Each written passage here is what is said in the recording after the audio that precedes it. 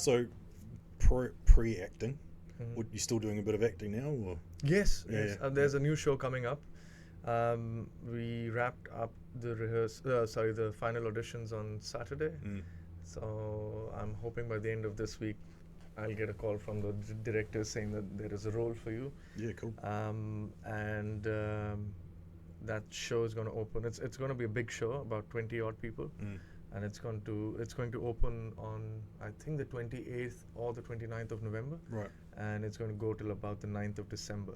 So Oh, wow. about 10-12 shows. Yeah. And it's a community theatre thing, but it's I'm part of a company called Prayas Theatre Company, and Prayas is New Zealand's largest South Asian community theatre group. It is a community theatre group, but it's all professional theatre. We work with ATC and the likes of all these big companies. It's going to be a very professional play.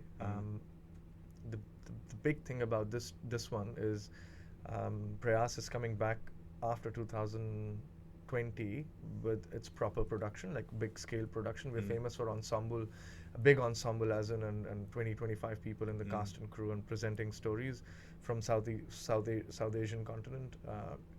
But this one is very special because this was written in the 5th century. Wow. In Sanskrit. 5th century. Way before all of us. Sheesh. All of this. And there have been very few adaptations of this story. It's a very famous international story and a play. But I don't think, and I don't want to quote myself on it, but if I'm not wrong, this will be the first time that it's been adapted and performed in the Southern Hemisphere. Wow. Ever. Man, that's cool. It's cool. Yeah. It's going to be a big thing for us to represent and present, and it's been adapted to modern times, keeping the character and the originality of the play alive. Excellent. So how did you get into it? Like, was it not that, but I guess acting in general, was it something that you'd always sort of aspired to? A passion project? Well, it's a very, very long story and a question that I've answered many times, but I'll give you a little backstory on this. So, growing up as a kid, when I was very young, I used to study a lot and I was good at studies, and then everything stopped and I got attracted to sports and a lot of sports, and I wanted to be in the army. So these are the two goals I had in life: cricket, army. Yeah, nice. That's all. I mean, like any other Indian boy growing up, that was for me. Army was everything, and then sports, cricket was everything. And on the side burner, at a very early stage of my life, I picked up some natural percussion. So there's me sitting and doing all of this and playing on my chest or playing on something. And one day I had my dad's friend visit us, and he is a PhD in music from my hometown, which is Lucknow in India. And he was a tabla. He is a tabla player. So tabla is a very, very classical Indian instrument, very popular around the world as well. So he saw me doing this, and this is me very, very early in my life. And he said, he told my dad, he said, I want him to come to my house from tomorrow to train, because I think he's naturally got something in him. Yeah, right. So that's how this performance side of things started. So I started learning classical music, and I started learning to play tabla, congo, tabla, drums, all of these things. A lot of instruments, actually. Anything to do with percussion was my thing. But tabla was kind of that classical anchor or training that I was getting. So that's how I started getting to perform as on stage, being a musician, sort of a musician, an amateur. And that kind of created that need or that urge for me to test out on acting as well. Very early. I auditioned for an English for a Shakespeare play in my school. I got rejected because I didn't score good marks in English, which is stupid. I mean, what has that to do with acting? Anyway, so that was killed. So I was always made to feel that I made myself believe that I was never good enough to be an actor, because acting in India is very glamorous, and you need to be a very Bollywood handsome, good-looking guy. And I never thought that I was a handsome, good-looking guy. But my first actual acting gig happened in New Delhi. So I used to be a lawyer, by the way. Cut to oh, sorry. Yeah, sorry. Cut to all of that. Yeah. I became a lawyer. So I started practicing law in Delhi, and I did that for 5 years before I moved to New Zealand. It was a very glamorous life, to be honest. It was very power packed. All these big, amazing clients that we used to represent. I was a tax lawyer. India is a tax. Sorry, I'm saying this on camera, but India is a tax avoiding nation. Right. If you don't like paying taxes, so representing the taxpayer, you get a lot of litigation and a lot of there's a lot of litigation. So it was good. It was fun. And there's a friend of mine who was an assistant director with one of the very, very popular and very A-level directors in India, Rajkumar Hirani, very famous guy. So they were doing a film called PK, and PK came out to be a blockbuster because it was done by Amir Khan, who's again one of the A-listers in Bollywood. And so my friend was in New Delhi, and we used to be in college together, so a very close friend. So he was responsible for casting small roles of that film, and he came to my house, and we were chilling, having a couple of beers, and after my court, and he was showing me that he's auditioning these people on the street, and he was literally auditioning on the street. Because that's the kind of people they were looking for. And he said, there is actually a thing I'm looking for. Would you do it? Like, would you be keen on doing it? Inside, it was, wow. Yeah, this is the big chance. Well, I wasn't expecting anything, obviously.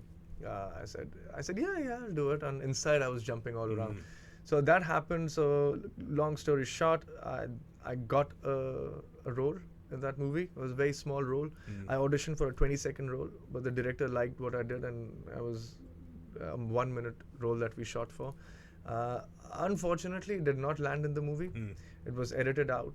But fortunately, for the first time, this director released a deleted version of the deleted scenes.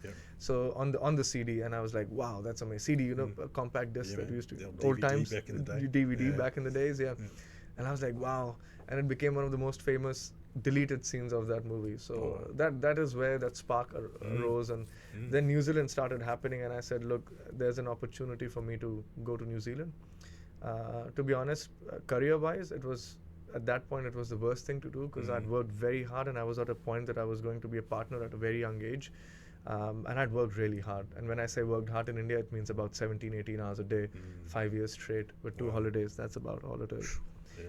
That's how hard you have to work. Because I guess it's so competitive. Like it is so many extremely people. competitive, and that's what New Zealand misses. Is that urge to work, is that ambition to be competitive, because it's not about the competition, and it's not healthy out there as well. I'm not saying India is very healthy in terms of its competition, but it keeps your brain sharp and your energy is up, because it's not just about the competition, it's about survival. You don't work in New Zealand, there's a dole system you can go on to, there's free medical care, there is a lot of free stuff that you get. If you don't work in India, you don't get anything. Because I guess if you lose your job, like it's not only that you've lost your job, but potentially you might not get another job. It's like, I mean, just to put it in perspective, I'm talking about 2013, let's say, when I got my bar certificate. There were close to 300,000 lawyers just in New Delhi. Holy shit. That's it. That's more than the number of Indians in New Zealand right now. So that's how much we're talking about. And there's almost every second there's another lawyer that's popping up that's ready to take your place. So if you really want to do something, you have to work that hard. Otherwise, and you can't make excuses. There's no excuse. I'm feeling unwell, or I don't want to come to work. I don't feel like coming to work. Those things don't really work. That's not how it is. And so then how did you, like, what sort of avenue did you have to take to get into the industry that you're in now? Because we're both in the same industry. So how did you get into that? So that New Zealand actually introduced me to all of this. Before this, I had completely zero ideas about real estate or how everything works. So my dad got us to New Zealand. I'll give him that credit. Or that's how we got to New Zealand. There's no other way we would have got to New Zealand. He came on a business trip to Australia with his clients. He's a chartered accountant and a financial advisor. So people take him around when they have to make good decisions with their numbers.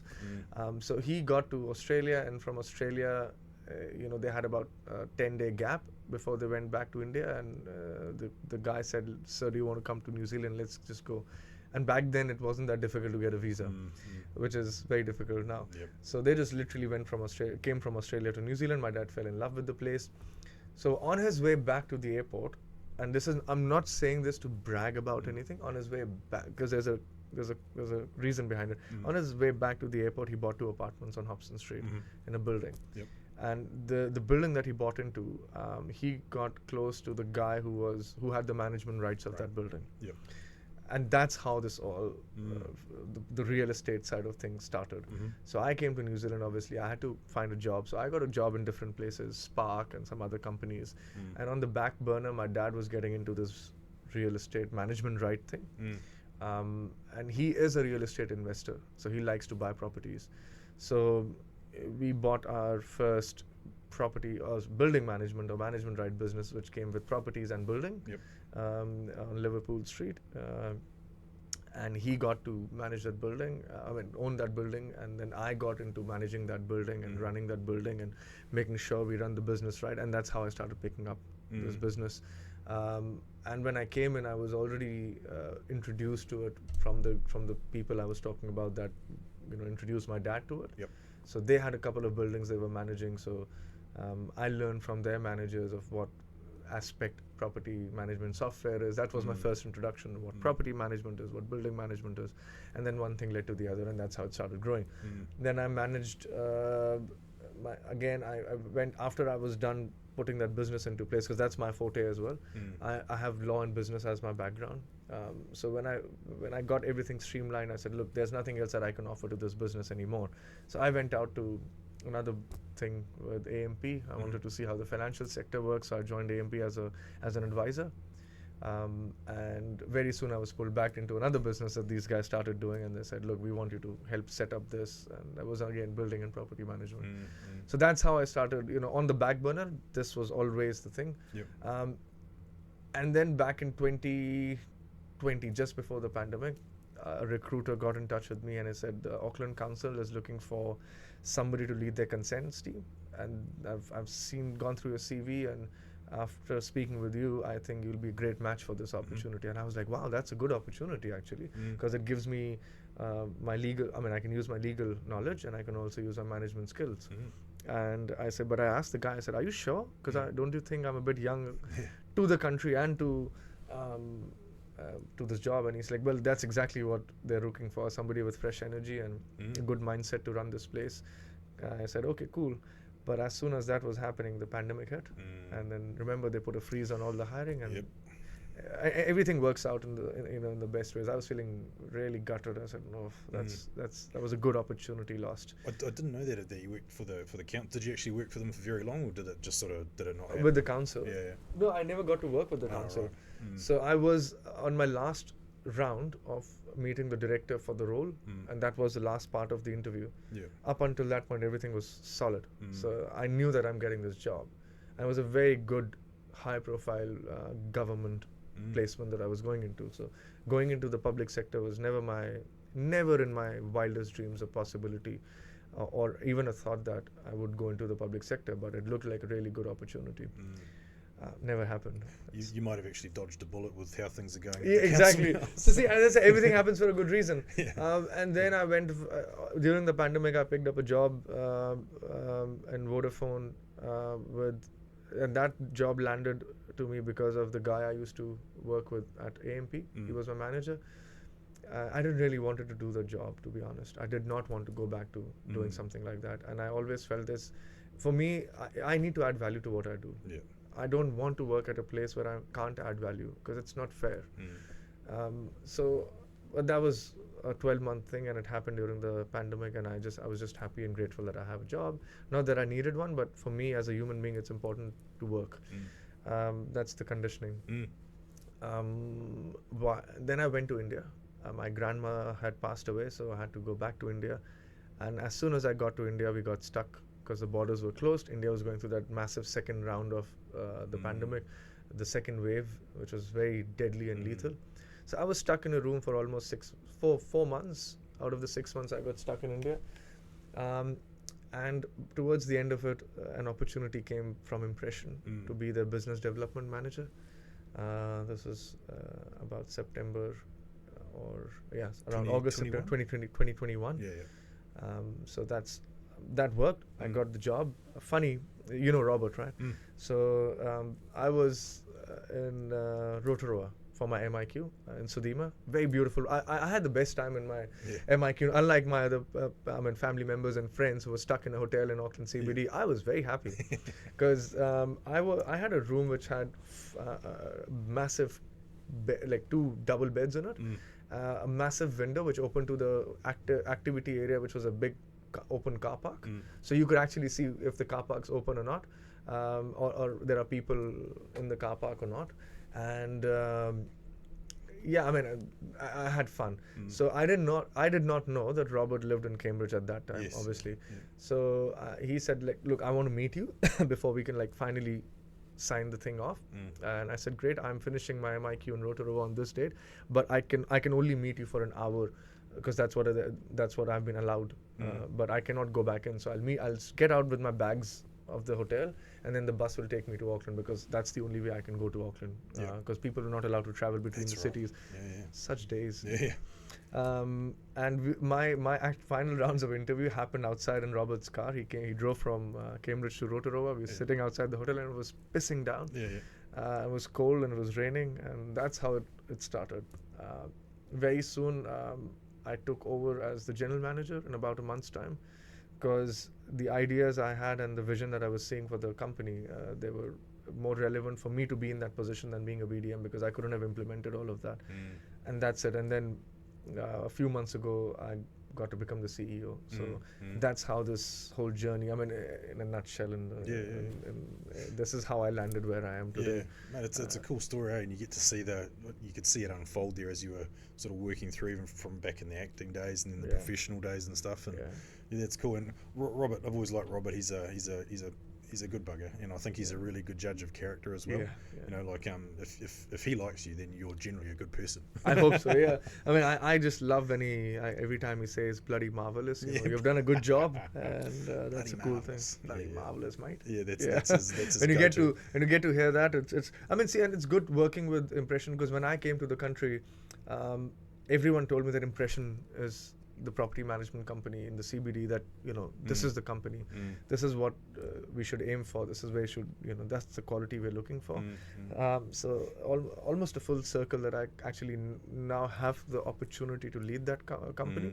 It's just a cool thing, you know, how life works. And and that's where we both have that in common, like, because our entry to the industry was through Impression as well. And that was the time, that was back in 2003.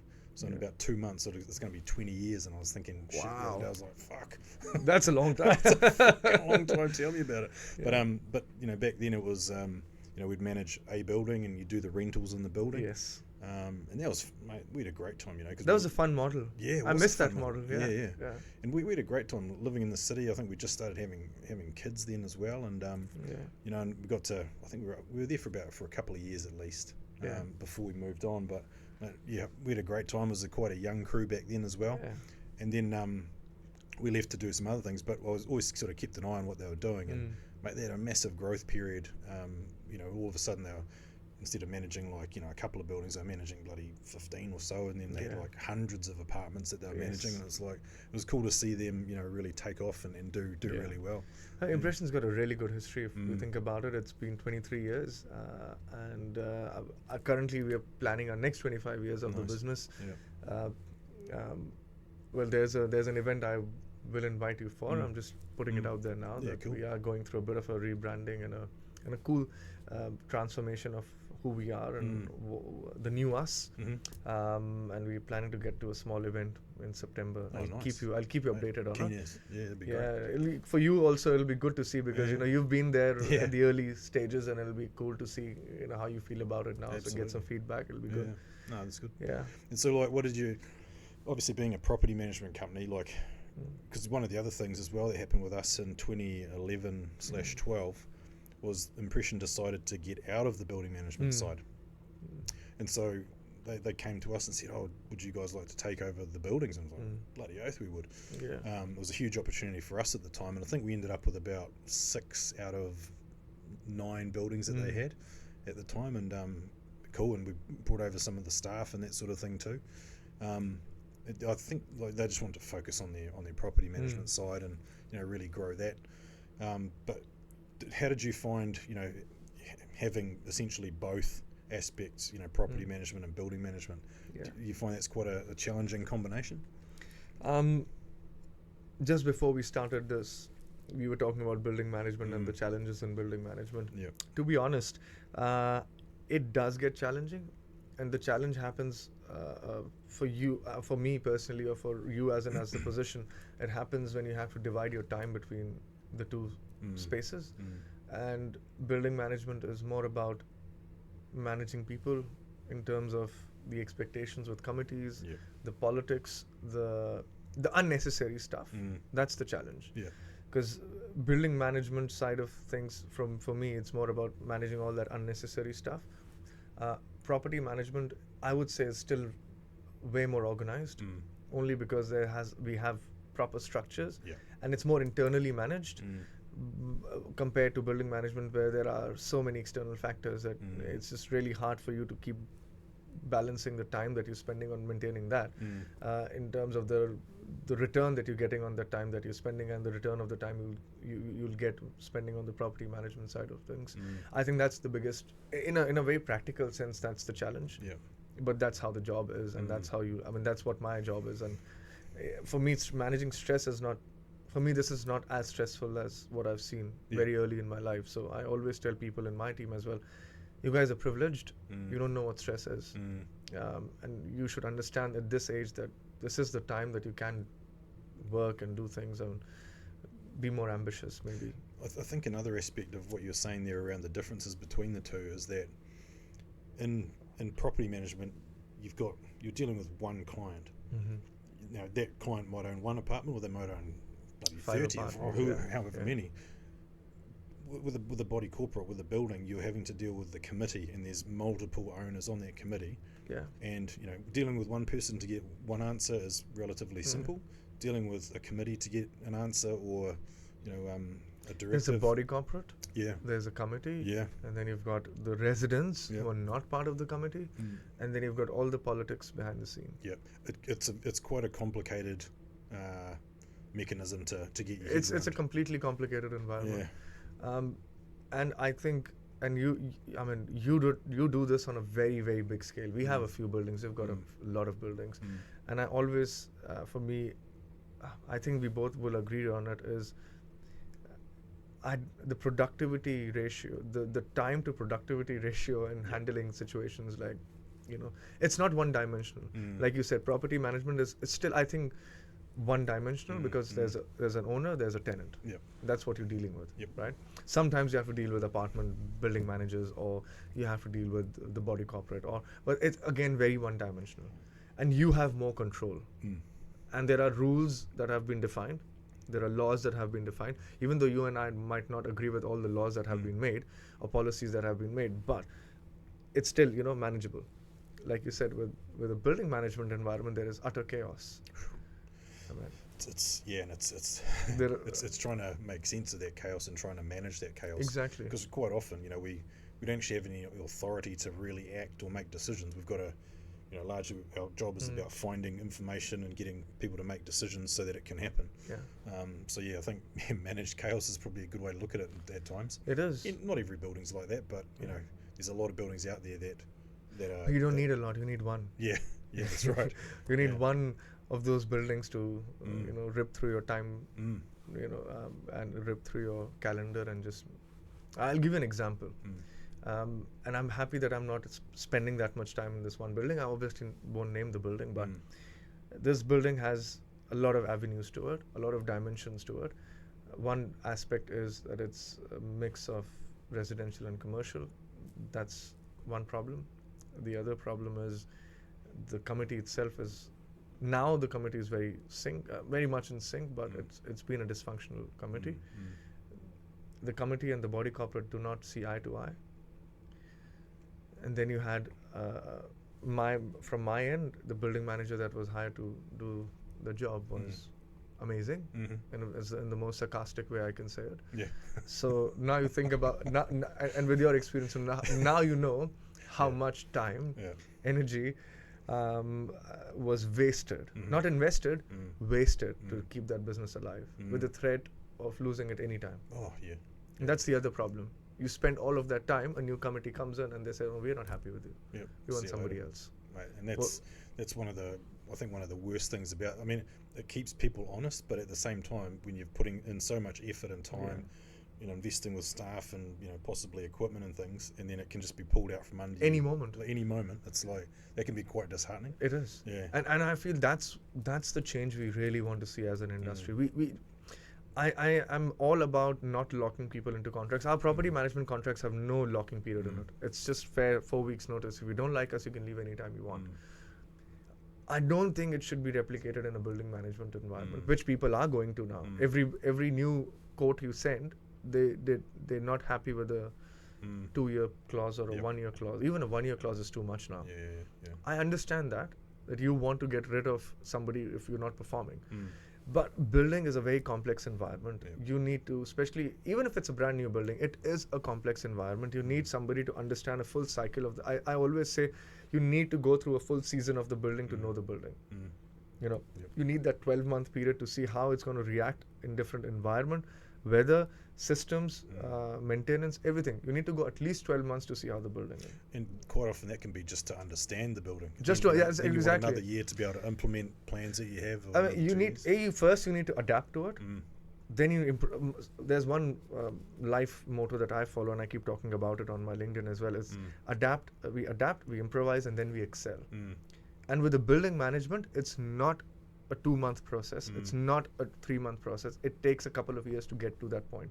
And you need to allow a building manager to take that much time.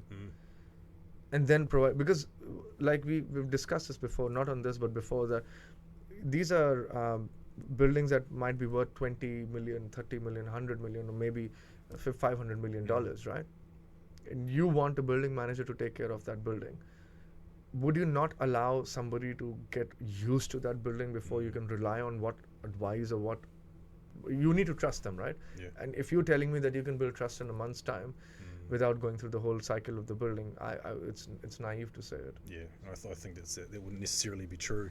You know, even if you're a full-time building manager at a building, you're not dealing with that committee every day. You know, the decision makers every day. You might see them, you know, every couple of days or once a week or once a month, and it's not enough time to build up that trust relationship. You know, and it's hugely important because, I mean, part of our job is to give people information about the best way to manage and maintain their buildings, and like that process in itself can take a long time to get used to, you know, and it take a long time to implement. You know, we see now with the long-term maintenance plans, they've got to stretch out for 30 years now. You know, and that's been another big change. Everyone's had to get their plans updated and renewed and things. You know, so the relationships don't just happen overnight. But for me, the sad part is that they can be ended just like that. Just like that. Just because. And someone didn't like you. So exactly. It can even be somebody doesn't like you in the new committee, or they have a friend that has a company that's been poking them to get the business out, and or somebody just, again, you tell somebody off in a committee. I've had that experience. I had a committee member who's being extremely unreasonable, wanting to be treated differently because they're a committee member, and having very unrealistic expectations about things in general. And I had to be, I mean, I almost had a fight with them on the email, and I said, look, this is what we get paid for, this is what our services are, you have to respect us like we respect you as a committee, almost up to a point where it felt like I might lose this tomorrow.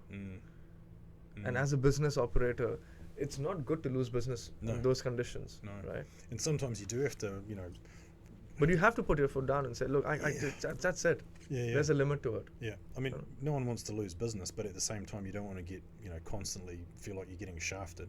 Exactly. And, you know, the contract creep thing is a huge issue in our industry, I believe, where, you know, we've got a contract with a set amount of duties in it, but not all the duties are, well, should I say, there's usually more that happens. Could you just do this? Could you just do that? And we end up saying yes because we don't want to lose the business. Exactly. You try to be nice.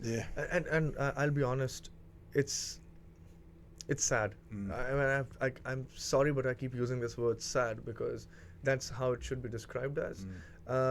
One of our new building managers, amazing guy, he's going above and beyond to help the building, and they are very happy with him. But I had to pull him in and said, look, I'm very happy with what you're doing. I'm very happy because now finally the building's running well there. The committee is happy, so I'm happy. But please, do not spoil them. Do not spoil them. Yep. And why I'm saying this is sad is because I said if you keep giving them favors and if you keep doing this for them, you are setting very unrealistic expectations. Tomorrow, if there's something that you cannot do and you ask them to pay for it, and you say this is way beyond what I've been doing, they will be unhappy that now you're asking for this and you don't want to do this, and next minute they will be looking for another building management company because you did not do this for them as you've been doing. Yeah, and it can be as simple as that. As simple as that. Over servicing, like we're guilty of it. As much as we try and rein the team back, it's like it's just in people's nature to be helpful. But quite often they're I want to be helpful. Yeah. We all. And that's why I'm saying it's sad, because I want to provide that service. I want to be that service provider that goes above and beyond. But with experience, I've been burnt. I've been burned so many times with being nice and doing things that they go in a different direction. I guess aside from the expectations and stuff, what do you think are the challenging parts of? Well, I guess we'll talk about building management first. Like, what do you find is your team's sort of biggest challenge when it comes to building management? It's the committee or the politics between the committee and the body corporate manager, or how it is. I always think, and obviously you can correct me if I'm wrong, is that a good run building is a building where you have a really nice sync between the committee, the building manager, and the body corporate manager. If these three elements are in sync, the fork is tuned, everything's going to run fine. Any of these things are not in tune, see, everything else is operative, right? There's a leak, you can get a plumber to fix it. There's a shortage, an electrician can come and fix it. Tiles are broken, a handyman can clear it up for you. Everything else is easy. You're just dealing with contractors or people to get things done. Insurance, you can deal with them. Admin work can be done. It's the real challenge is dealing with the committees and their expectations. I totally agree. And internally, it's the human resource. Finding the right people to do the job. We refer to that relationship as it's the three-legged stool, for want of a better term, where you've got your body corp manager, building manager, committee. And I totally agree. You're right. There's nothing worse than having one of those relationships out of sync, because or both, potentially if you... I'm dealing with one, as I said. I'm dealing with one where now slowly things are syncing. At least the committee and us are syncing. The body corp manager isn't syncing. But that's a big problem. Because the body corp manager is a key relationship for us, and I'm sure they would be for you guys in the building management side. And we have our own ways of communicating. We all speak the same language, I guess, and we're trying to be part of that team. But if they're, and it's, I guess they have their own pressures, their own expectations too. But man, it's a tough one out there, because we are the two contractors who get scrutinised the most at AGMs and things. It's quite a tough gig when you have to go to an AGM and you're standing there giving your building management report for the year, and then someone just fires a bloody question at you from left field, and you're like, where the hell did this come from? Have you been asked that question? Why are we paying you for? All the time? Yes. Wow. That's a good question. I've been asked that question. I've been said that you know more than exact words, no more than a bloody gardener. I said, wow, you have no idea what building management is. And I guess there's a real difference in perception. Like if you're an investor as opposed to an owner-occupier, you'll have a totally different view on the building and how it operates.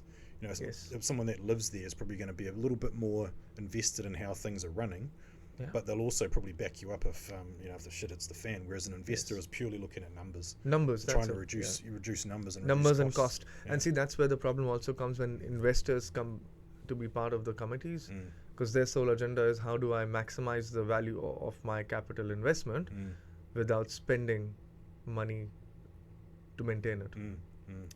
How do I... and the first people to get shot, like you said, is us. Well, they look at the biggest costs. You're taking a lot of money to do this.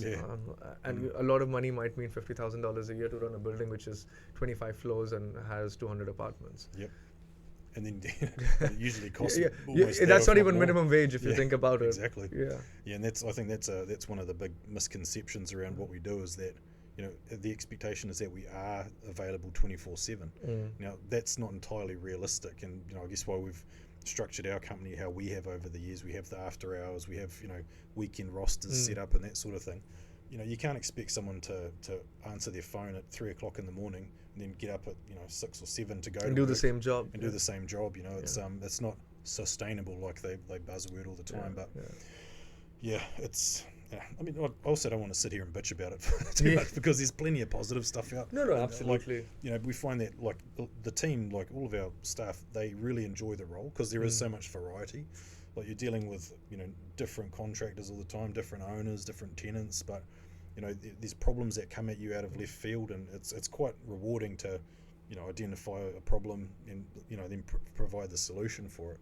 I think a lot of people that enjoy and do well in this industry, they like solving problems. Oh yeah, absolutely. That's an essential skill you need to have.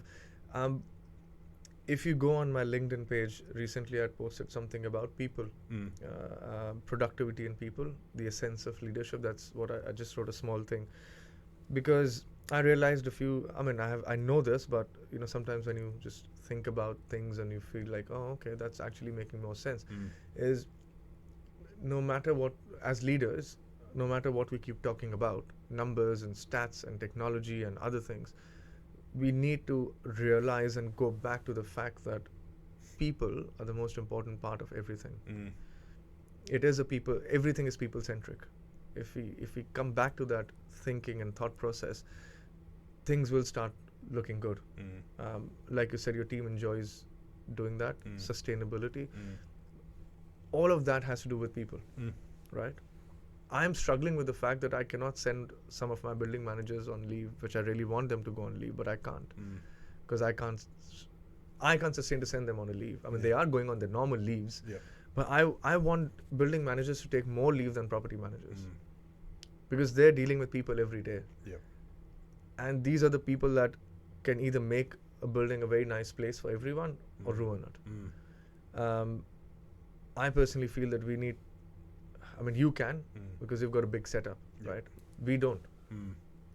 You tell me, how do you work that out with a small operation like us? Even with a big team, like, it's still at times when staff go on leave, it can put a lot of pressure on the rest of the team. Absolutely. Because you got to be able to cover that leave. And so we find that the biggest issue for us happens when, say, there's one staff on leave, they go on holiday for a couple of weeks or whatever, then someone gets sick, and then someone also needs a bit of time off, and all of a sudden you're not just one person down, but maybe three, and the rest of the team has to cover that. And mate, for all the years we've been in the in the industry, there's no other way to cover it, because you also can't afford to have three guys hanging around, guys or girls, to be a cover manager. The perfect world would be like, oh, you've got three cover managers, so they just come along when we need them. It's like, that does not. It doesn't. Again, that brings me back to three things that we spoke about. Is it's really hard to find good people, and it is a good industry. It's like you said, it's a very rewarding feeling when you can solve a problem for the building and you can save people their money, and you can find a solution for a problem, make people's life easier, and make a nice community out of that building, right? The other thing I was talking about is, when I said that you need time to understand a building, right? And that's that when a building manager goes on leave, it's really difficult for a fill-in person to understand the relationship or the connection or the all that The knowledge, detail. the detail, and it almost might be Mrs. Someone walking out of the building every day, greeting your building manager and saying hello. For that one person, it's a very important thing every day. For the building manager, that greet might be the highlight of the day, because somebody's coming up to them and wishing them, or saying something nice about them. But you can't have that in a month's time. You can't have that in a few months' time, and that's why, again, when I was saying that we can't have that sword hanging around of being kicked out of the building. Not in this part of the industry. I feel that's and sustainability is what we've already, and that's why that sync and people-centric approach is important. And committees need to understand that it's people. The biggest job for a building manager is managing expectations. Oh, absolutely. And communication. Even if we do the best job in the world and we don't communicate about it, we don't tell people about it, it's a problem. No, mate. That's our three words on the wall out there: identify, solve, communicate. We tell our team, if you don't do one of these, then the whole process or cycle falls down. Yes. Like you say, find the problem, solve the problem, don't tell anyone about the solution to the problem, and they're like, you haven't done you anything. haven't done anything. What are we paying you for, Yeah. Brady? That's What are we paying you for? That's exactly it. That's exactly Yeah, what it but is. then you do get the the involved and the rational committee members who do understand what you do. They do read the monthly reports. They see how much effort goes in. And they get back to you with feedback. Yeah, They say good things as well. Yeah, so there are absolutely. good people. Oh, to be honest, there's loads of them, and Yeah. I think the negative ones, it's like that sort of that 90-10 sort of thing. Like you spend like a lot of your time dealing with the negative ones. With that one, Yeah, as I with said, one you person. just need one building. So Yeah, you yeah. spend all your time in. Yeah. Yeah, it's a beautiful profession, and I think if we can reorganize a little bit of our industry and make it more, give some more appeal for people to join it. It is a good industry. Yeah, totally. And that will only come with the higher policies and everything that the government is thinking. Maybe a new government. Yeah. Place. Touch wood, couple of months. Touch wood, yeah. With the property management side, how do you guys sort of set your team up there? Because you must have, I guess the structure that we all sort of know or have heard of in property management is you have your property manager and they manage a portfolio of properties. Do you guys do a similar structure? Oh yeah, absolutely. I mean, again, it's a very personalized. It's almost like, and I tell people about property management. I said property management is not about managing a property. It's managing investment and people's expectations. Again, it's all about people. I keep getting back to that word. It's people centric, because what you're really managing is an investor's. Like you said, they need to see the numbers. So you're managing numbers for people, and you're making sure their capital investment is appreciating. So again, that's the same point. We have portfolios, and we do a new. It's not a new system, but we've kind of created, and we've not reinvented anything, but we've just fine-tuned the wheel a little bit. Is we've got tandem teams now. With a little bit of healthy competition with each other. So these tandem teams is about, again, for sustainability and growth. There's a set amount of properties that every team has, and the idea is that there is a senior and a junior, and not an assistant property manager, but a proper junior or a property manager and a senior property manager. And the role for the senior manager is obviously to make sure that they're running the portfolio together with the other person, but to also upskill the other person, to give them experience, exposure. And for us also it's important, because if the senior or the junior, either or, is on leave, they both have been introduced to the owners and the tenants, and they both can handle the load, and they both can run as a team. So if I'm unwell, we are in a team and I'm unwell, or I need to go on a 2-day holiday, I can, because I know you're looking after my portfolio, and vice versa. And it's always good to have the energy of two people managing a portfolio than one.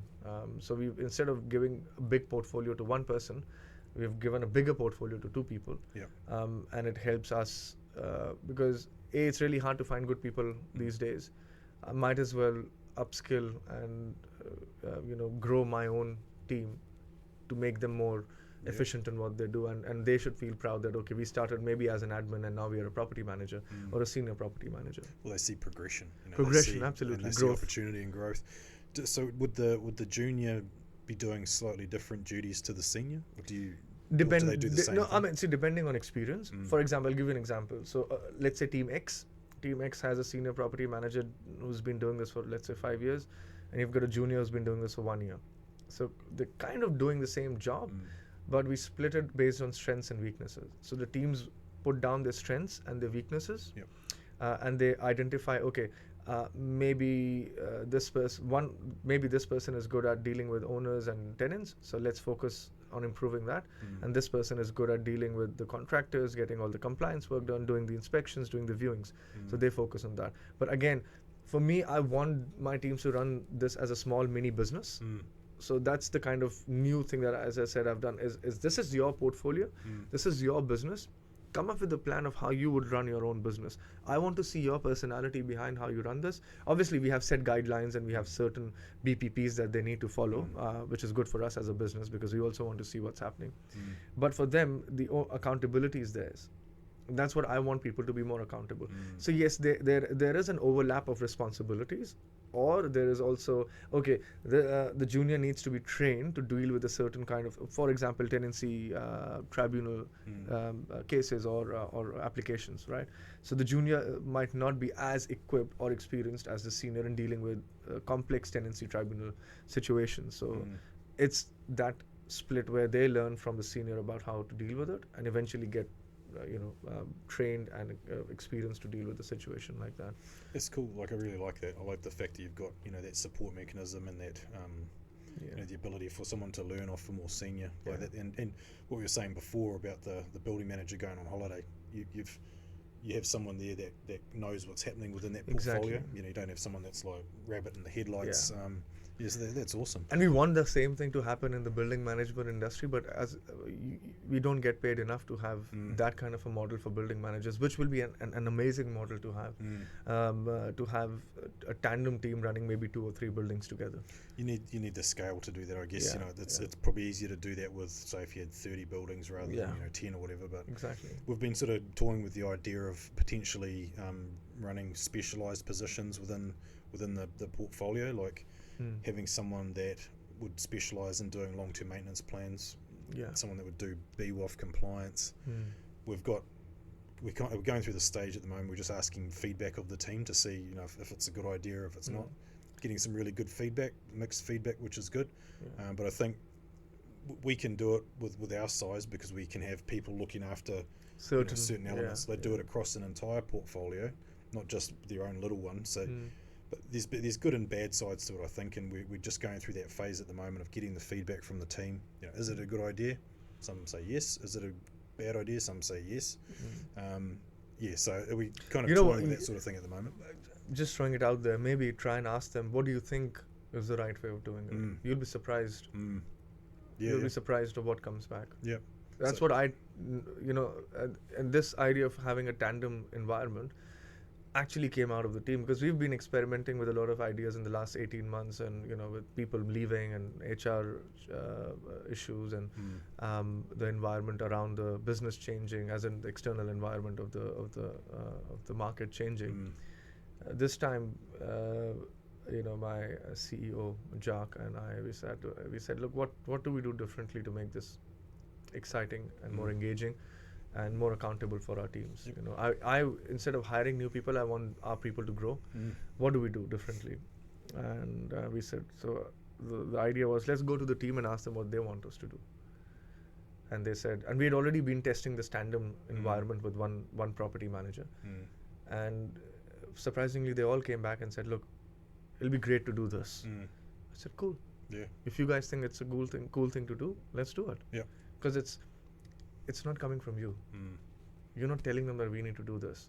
They're telling you, let's do this. So I find, for me, that empowerment of my team is the most important thing that I can do. As I love that environment where I'm not the only one making decisions. I don't like making decisions all the time. That's my job. But I want my team to start making their own decisions. I mean, at till a certain level, obviously, because you want that the check in place, the balance in check. But you also want your team to be empowered to make a decision and say, look, hey Rish, I want this to happen. Why can't we do this? Yeah, cool, let's do this. And that's exactly how this came out. So maybe ask your team, fine, what do you think is the right way of doing this? Put it back on them. Give them the responsibility. Some of them will crack and they'll understand how difficult it is to make that decision. And some of them will actually come up with great ideas that you'll be surprised with. I think that usually the biggest challenge we find is a lot of people don't like change. People are quite absolutely. Happy just to keep doing the same thing because that's how the boys done it, and I get that, and that's why you have people that are change management specialists in it is the new industries. thing. So the future of the world, even with sustainability, ties back to change management. It's all about change. People have been talking about this for a long time now, is agile, the agile ways of working, the agile environment of working. I was thinking with my Indian mind, and we've been doing this for centuries. We've been changing, and as a human race, we've been changing all the time. I mean, that's why I say we humans are very good at adapting to anything. Even though we say that we don't like change, we adapt to it. It's been raining for 18 months. We kind of almost have adapted to Has it. it? I hadn't noticed. Yeah. I mean, you get 3 days of sunshine, you're very happy I these think it's days. summer now. Exactly. Yeah. We very, and then we like to improvise as a race. Mm. So we like to improvise on how we want to do things, Mm. and then we try to excel. So Mm. adapt, improvise, excel. Change is what will drive the future of the Yeah, yeah. of the world and Oh, the totally. generation. And I think that probably accelerated, was, I think The people, pandemic. yeah, Yeah. yeah. But I think was a people got catalyst. into, yeah, absolutely it was, Yeah. because you've really changed around the world.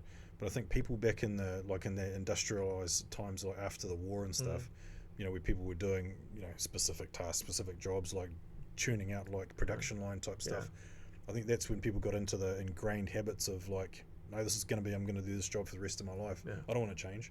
Yeah. And then technology came along and kind of upended things. Yeah. They had to change. Yeah, they had to change, had to adapt, like you were saying. Yeah. So I mean, see, it's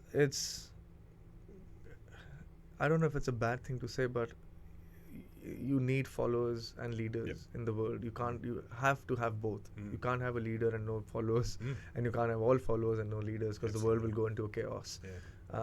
And that's fine. But I think we need empowered people who are ready to think and change.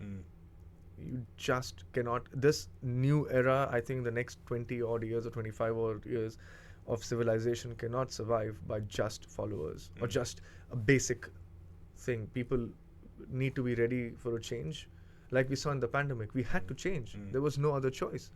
We were locked up, so we had to improvise. There was a virus out there, so we had to improvise. We had to change. And that added, that fuel to a worldwide change. And that was the catalyst. I mean, if you think about it, the pandemic also did a lot of good things to us. I'm sorry, but it was a very sad phase of human civilization. I know a lot of people who died, and that was very sad. But it spun the wheel a little faster, because everyone now has to change and adapt. Tomorrow, if the government comes with a policy that you cannot control, you have to change. Can you do anything about it? No. The only thing you can do is change. Yeah, that's right. So it's inevitable. I know it's a cliche, but it is inevitable. We just need to start introducing and educating people about the fact that it will happen. We need to adapt to be changed, to the change, and be ready to change. Yeah, and I think preparing people like just to expect change, because I don't think there's too many workplaces now where technology hasn't influenced how people are working, whether it's working from home with your computer and the internet connection. Who would have thought? Working on a device. It's like people just need to expect that, hey, some aspect of your role is going to involve some change and you adapting. You can't just sort of say no and be the block and you can't be an impediment progress anymore. You can't. You just Do you guys look ahead to say, I don't know, if you look 5 years down the track, do you look at how the property management could be, or your impression could be? Do you sort of cast your eye out and think this is where we think the industry is going? Absolutely. I mean, for me, as I said, I'm wanting to plan for the next 25 years. Wow. Because I don't know if I'm going to be there in the next 25 years in general, but the idea is somebody has to set that track to move in that direction. I think the property management, I don't want to say too much about it, but I have a vision of how the property management industry could look like in the next 5 years.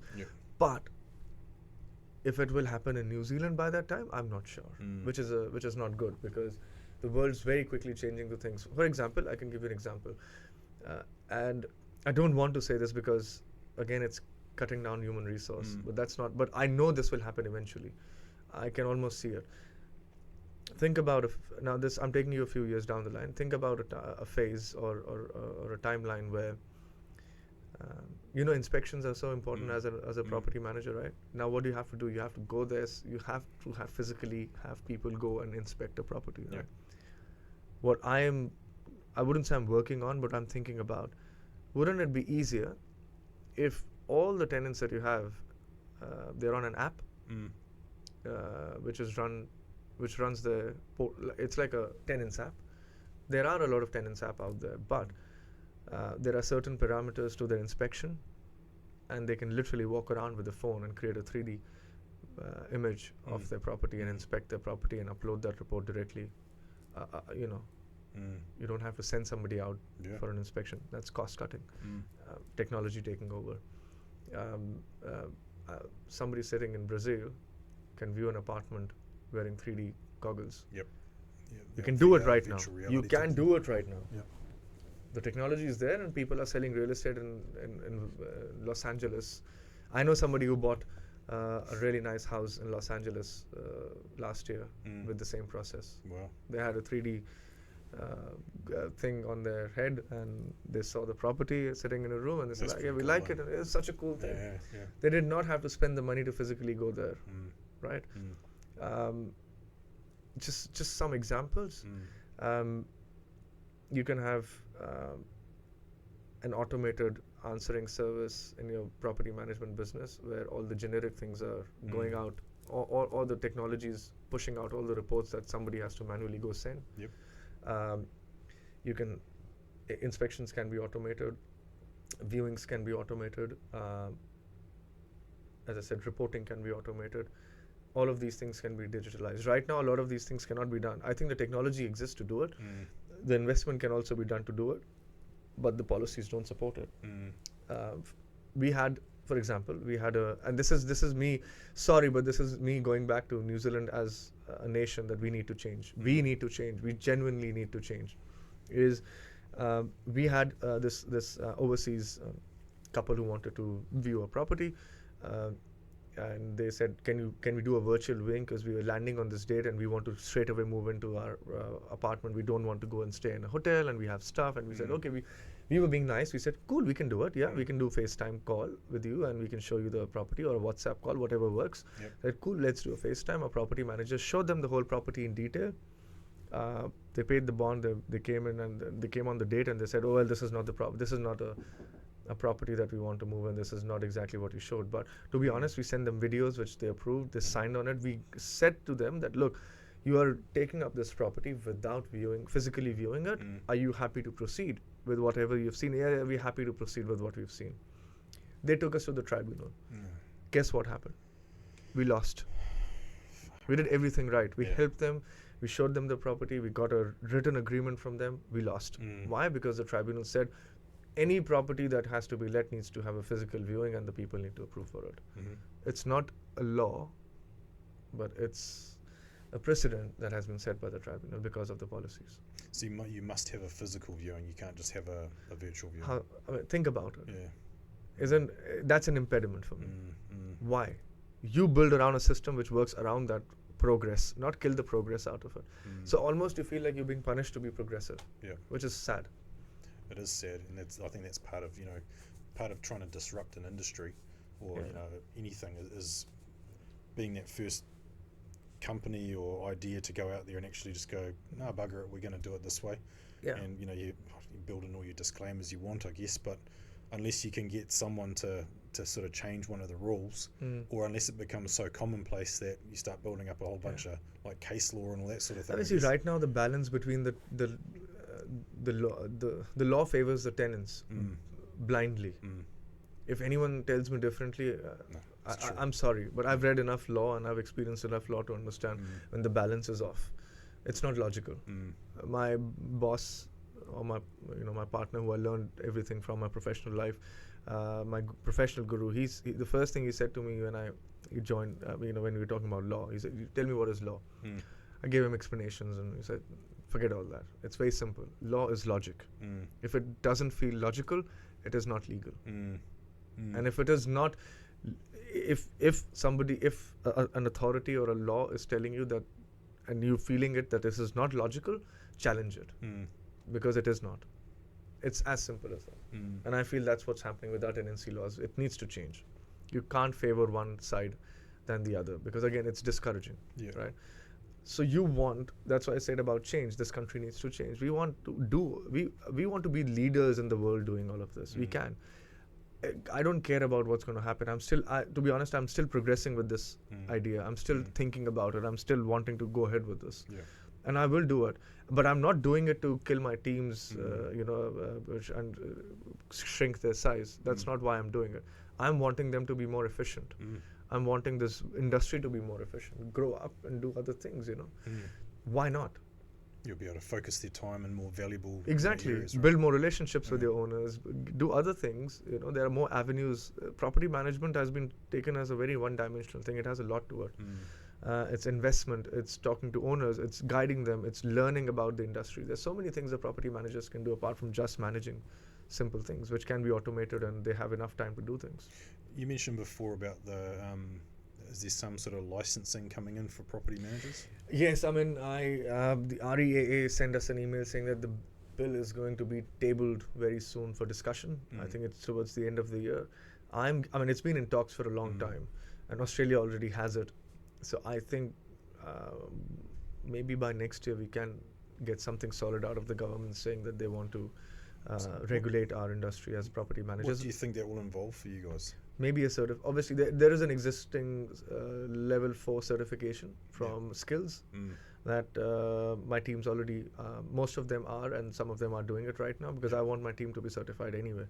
And I'm investing in that because we want good, we want to grow them, and we want to grow our image and a brand as well, that yes, we take pride in what we do. So I think that will be the first thing, having a course to certify with. I don't know how as an organization they're going to do this.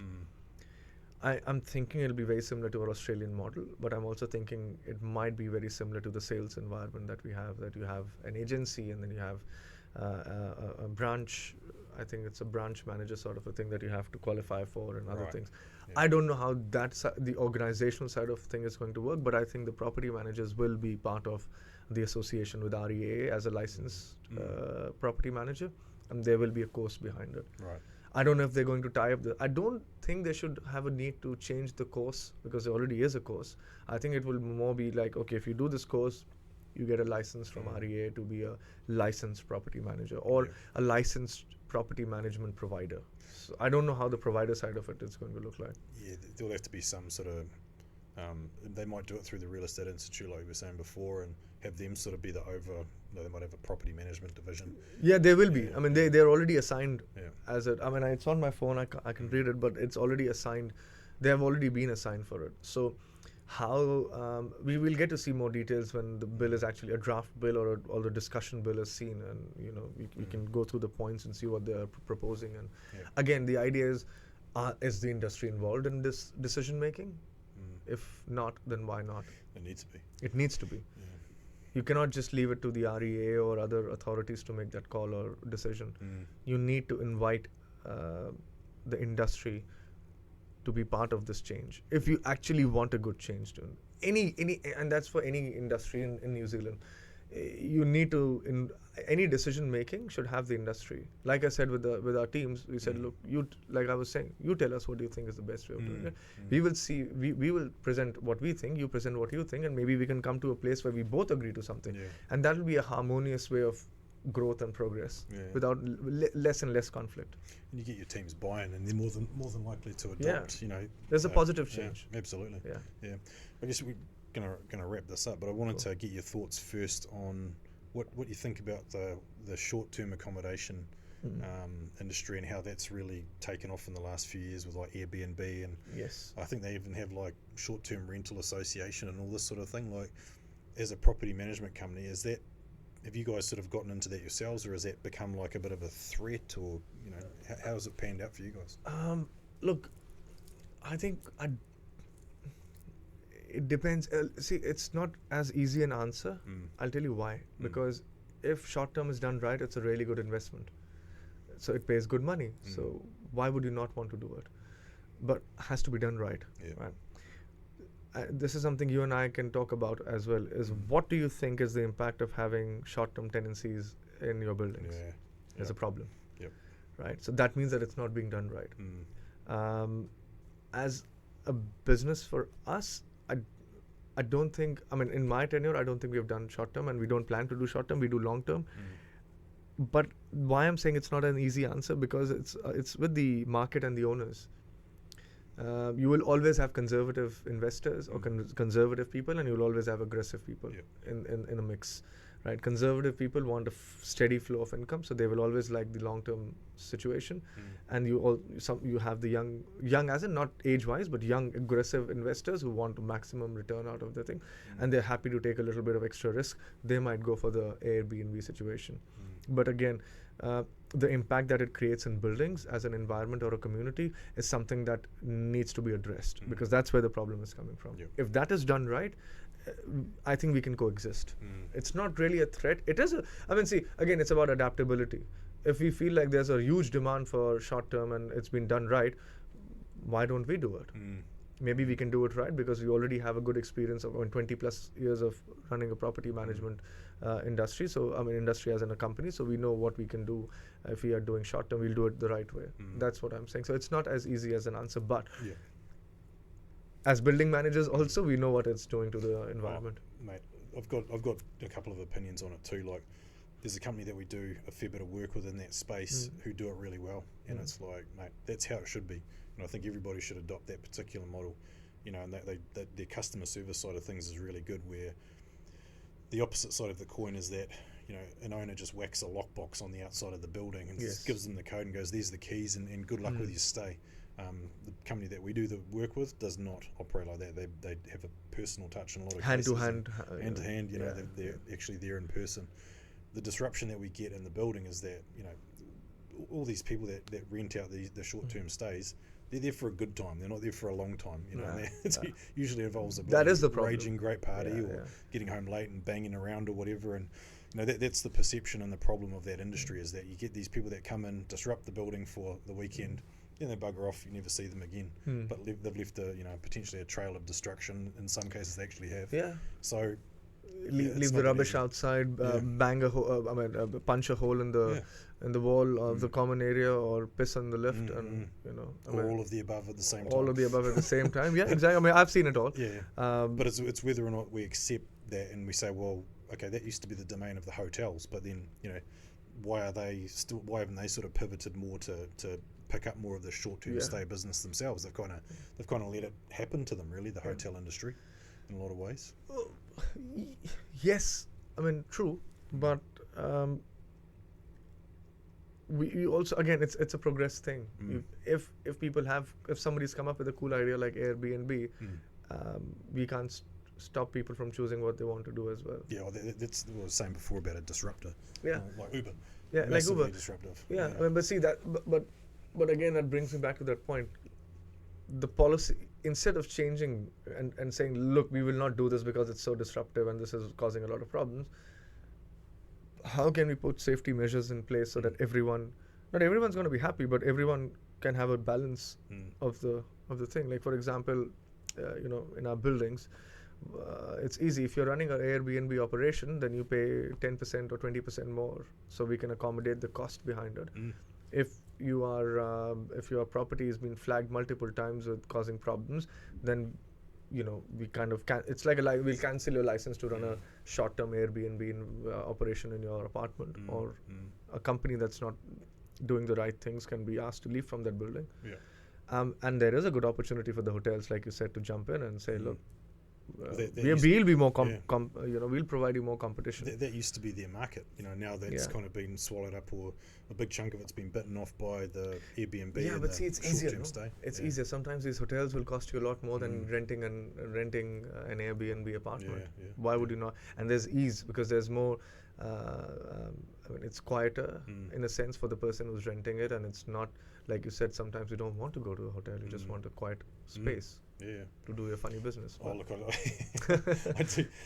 I think there's definitely it's too far gone now for not to be part of the landscape. But I just think there's got to be some smarter thinking around how to manage it, the outcomes are achieved, and how it's managed. So I guess it's one of the things that's going to probably unfold in the next few years, and I think it's about a maturing of that industry as well.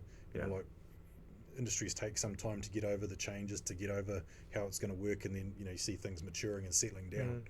We're probably not quite seeing it yet in that market. All we've seen is people go, we don't want to have that in our building, and it's like you can't really tell. You can't really tell owners what to do with their property. Properties, exactly. So, look, like you said it very, very. That was bang on. Like, it's too far to stop it, and now we can only contain it in a way that it's good for everyone. I mean, Mm. at least it's not disruptive for, Yeah. for people. It is. I mean, it is a problem, Mm. but again, like you said, it's not something we should stop. You can't say that only. Okay, you can only go to a hotel. Mm. You cannot go Mm. to book a batch or Mm. Airbnb or something like that. Yeah, totally. That's also, Yeah. some people cannot afford to go there. Yeah. I mean, I think we've covered a fair bit of ground there. It's been Oh, a good yeah. chat. Thank you. Thank you very Appreciate much. coming in, and but no doubt it won't be the last time we do it. But I'm yeah, glad to hear that. it's been Yeah, good, yeah. and I'm yeah. sure we can go on for a few hours Oh, easy. talking about a lot of other Yeah, I stuff. mean, But it's property is like that, isn't it? You can sit down Yeah. and talk about things for hours and Yeah. solve all the problems in the world, and then we go back out into reality, and it's like, the problems haven't gone anywhere. But see, I mean, Yeah. this conversation is important. Yeah. And I keep telling people it's not important to make that change today, but it's important to start planting the seeds Mm. with conversations and ideas that somebody might be able to go and say, look, I heard this somewhere, or I think this is a cool thing. Let's come on, let's do it. Yep. And that's more relevant. No, that's cool, man. Yeah. Well said, and I think that's a good way to finish. So, mate, thanks again, and we'll do it again sometime. Thank you very much. Cheers, mate. Cool.